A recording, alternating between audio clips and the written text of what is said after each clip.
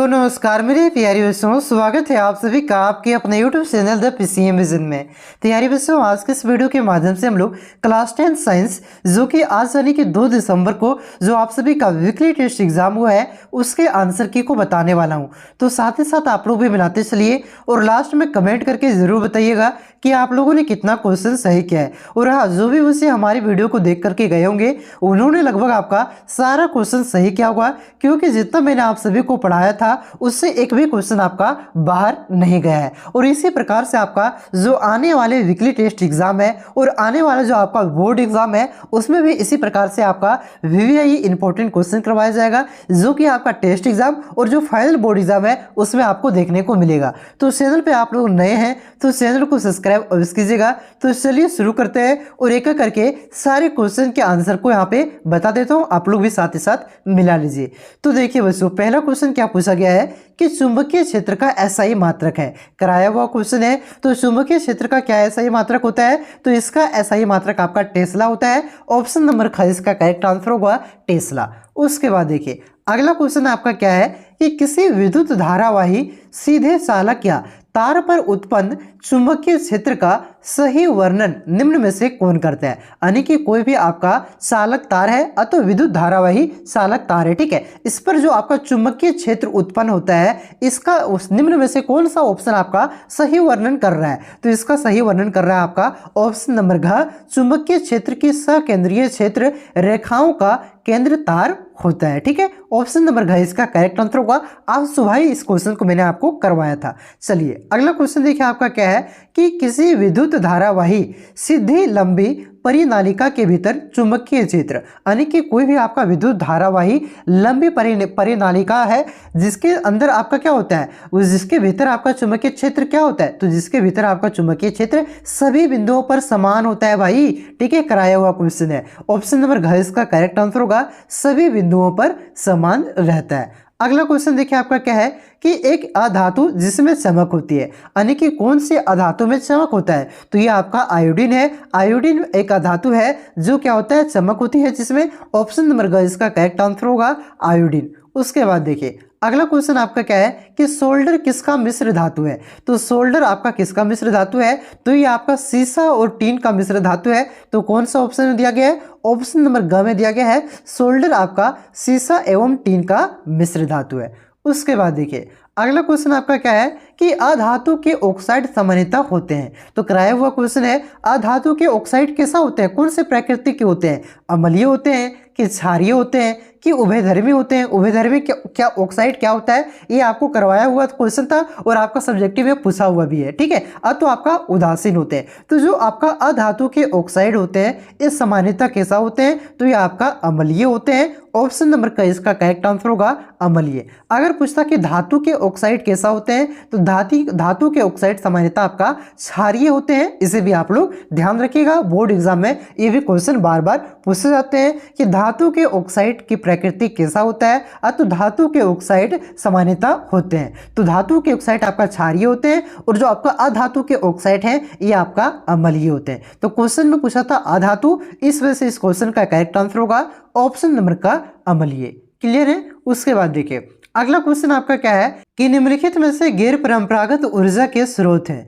तो गैर परंपरागत ऊर्जा के स्रोत का मतलब क्या होता है कि ऐसे ऊर्जा के स्रोत जो भी हाल फिलहाल में यूज में आया हो, ठीक है, हाल फिलहाल में आपका चलन में आया हो, जैसे आपका सौर ऊर्जा के स्रोत हो गए, पवन ऊर्जा हो गया, ये सब क्या है आपका गैर परंपरागत ऊर्जा के स्रोत है, ठीक है। तो देखिए ऑप्शन में क्या दिया हुआ है, जीवाश्म ईंधन। जीवाश्म ईंधन में आपका कोयला आ जाएगा, पेट्रोलियम आ जाएगा, तो ये बहुत पहले से यूज में चला जा रहा है, ये नहीं होगा आपका, ये परंपरागत में आ जाएगा। कोयला भी आपका परंपरागत ऊर्जा के स्रोत हैं। बायोमास भी आपका परंपरागत ऊर्जा के स्रोत है। आपका सौर जो ऊर्जा है, सौर ऊर्जा के स्रोत, ये सब क्या है, ये आपका गैर परंपरागत ऊर्जा के स्रोत है और ये आपका कराया हुआ क्वेश्चन है। ऑप्शन नंबर घ इसका करेक्ट आंसर होगा सौर ऊर्जा। देखिए लगभग आपका सारा क्वेश्चन कराया हुआ है। मैं बार बार पढ़ते क्वेश्चन में ऐसा नहीं बोलूंगा कि ये कराया हुआ है, ये कराया हुआ है, आपको भी खराब लगेगा, हमको भी खराब लगेगा, ठीक है। वीडियो भी लंबा होगा। तो आप लोग समझिएगा, आप लोग मिला लीजिए जा करके, जो ओरिजिनल क्वेश्चन का वीडियो था, जो इंपॉर्टेंट क्वेश्चन का वीडियो था, उसको आप लोग देख लीजिएगा। वहां पे मैंने लगभग 20 क्वेश्चन करवाया था और 20 में से लगभग वहीं से आपका सारा क्वेश्चन आया हुआ है। ठीक है, चलिए अगला क्वेश्चन देखिए आपका यहाँ पे क्या है कि बायोगैस का मुख्य घटक है। तो बायोगैस का मुख्य घटक क्या होता है? तो ये आपका CH4 यानी कि मीथेन होता है। ऑप्शन नंबर का इसका करेक्ट आंसर होगा मीथेन।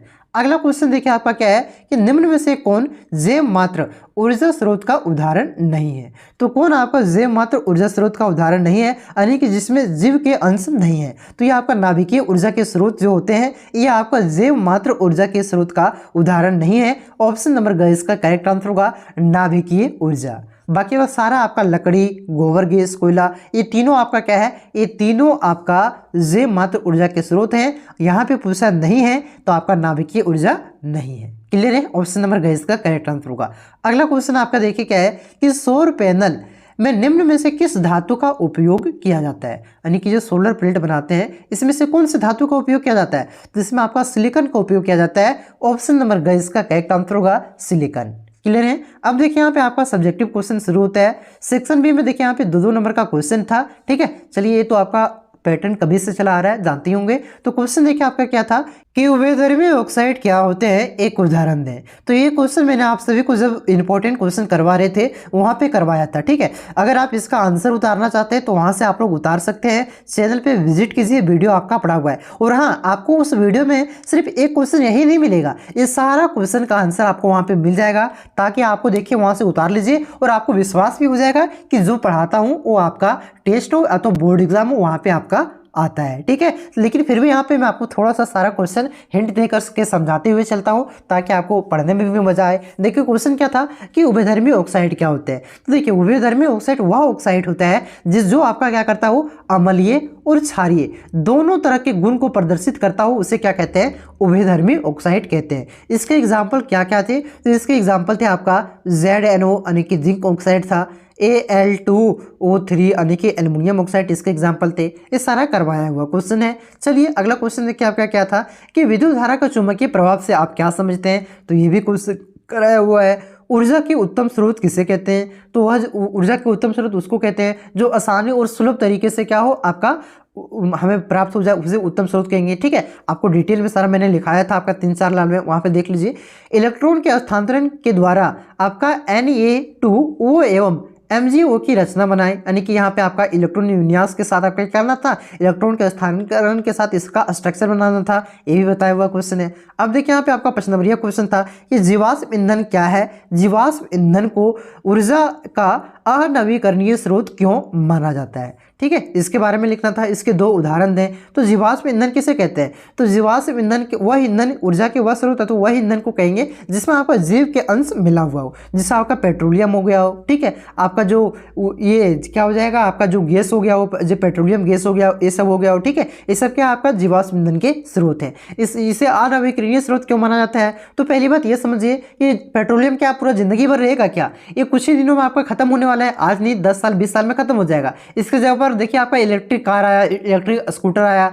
तो अनवीकरणीय स्रोत किसे कहते हैं? तो जो आपका कुछ ही समय के बाद आपका खत्म होने वाला है और इसे बनने में बहुत ही ज्यादा टाइम लगता है। ठीक है, तो इस वजह से आपका जीवाश्म ईंधन कुछ दिन के बाद खत्म होने वाला है, कोयला भी खत्म होने वाला है। ठीक है, तो इस वजह से इसे क्या कहते हैं? अनवीकरणीय स्रोत माना जाता है। इसके उदाहरण आप लोग लिख सकते थे, कोयला लिख दीजिएगा, पेट्रोलियम लिख दीजिएगा। ठीक है, चलिए अगला क्वेश्चन था कि चुंबकीय क्षेत्र रेखा से आप क्या समझते हैं? तो चुंबकीय क्षेत्र रेखा किसे कहते हैं? चुंबकीय क्षेत्र रेखाओं के प्रमुख गुणधर्म को लिखें। तो ये 5 नंबर का भी क्वेश्चन मैंने आपको करवाया हुआ था, आप लोग उसे वहां से जाकर के देख सकते हैं, देख लीजिए, ताकि आपको भी विश्वास हो जाए कि सर जो पढ़ाते हैं वो आपका आता है।